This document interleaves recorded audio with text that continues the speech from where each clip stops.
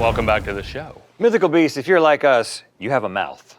Also, if you're like us, you put a lot of things in your mouth. And sure, things taste good. But how much do you really know about the things you're putting in there? Today, we're gonna give you some facts about the things you chew. It's time for Facts Food.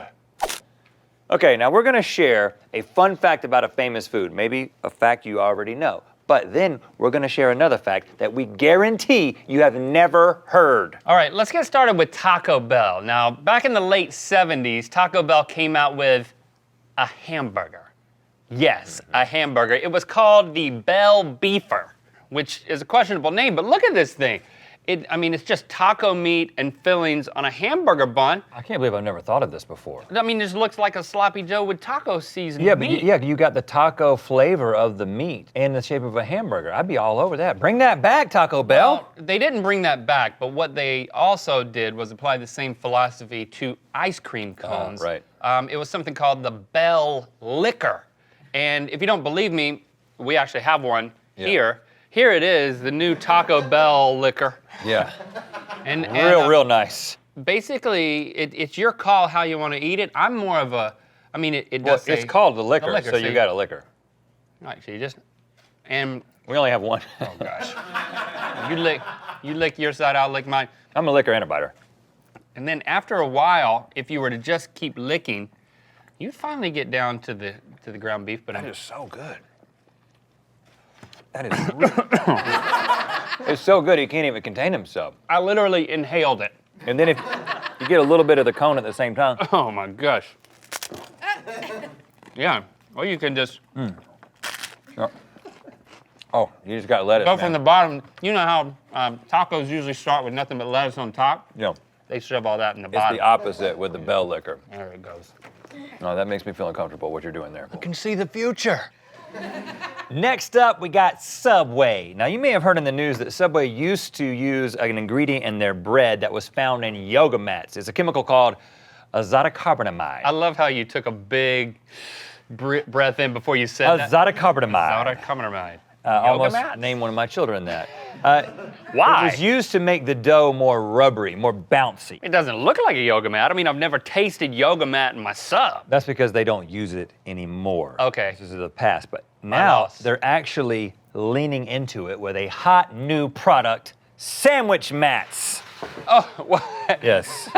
I definitely see the yoga mat in this one. Yeah. It's this part. It's basically an entire yoga mat, but on the inside, it's just straight up sandwich. They've done this. They've made this decision. Yeah. This is them, not us. See if you can get your chompers on this. Okay. Oh my goodness. There you go. See, feel the bounce. Feel the bounce is the slogan. Not happening. Feel the bounce, Link. Oh. Bounces right off the mouth. Now, I would suggest if we're going to have any chance smells pretty strong too. Of getting this down, sometimes I like to take the top bun off and just have a better toppings to bun ratio. Yeah, I've done that. Oh. Please don't roll that into my shirt. Thank you very much. Okay, so I'm gonna put this here. And then you just sort of horse trough it, huh? Well, yeah, get some mat now. Dig deep. Get mat. Rip it. Oh gosh, he's gonna lose some teeth. I didn't make any dent in the mat part. Let's see that. Let's see what you did there. I see what you did there. Let me see what I can do here. Oh! I just got a piece of bologna in my shoe. How did that happen? That's pretty great. Wow. All right, here we go. I can't get through the mat part. The deli part pretty good. That part, not so much. Yeah, a little tough. I don't know. They probably should have done a little market testing for this one. It is so very tasty, though. Now let's head over to Chili's. Of course, they got those baby back ribs. But did you know during a brief period in the early 70s, Chili's tried out an ill-conceived Halloween special. They served baby back ribs out of the cracked open back of a baby doll. Yeah. And I believe you, Link. They're bringing it back. They're bringing it back, and we got our hands on one. Yeah, it's This is Rhonda. It's not super appetizing. She looks very relaxed. Her eyes are open. but she's in a sleeping position. But it's definitely clearly not an actual baby. I mean, that's rubber, so don't be Yeah. alarmed. It's warm too. Boy, it's been under Yeah. the warmer. That is not a real baby. I like See- that. see But right it there? is not a real baby. Please don't be alarmed. This is not as sadistic as it could be. Right. So,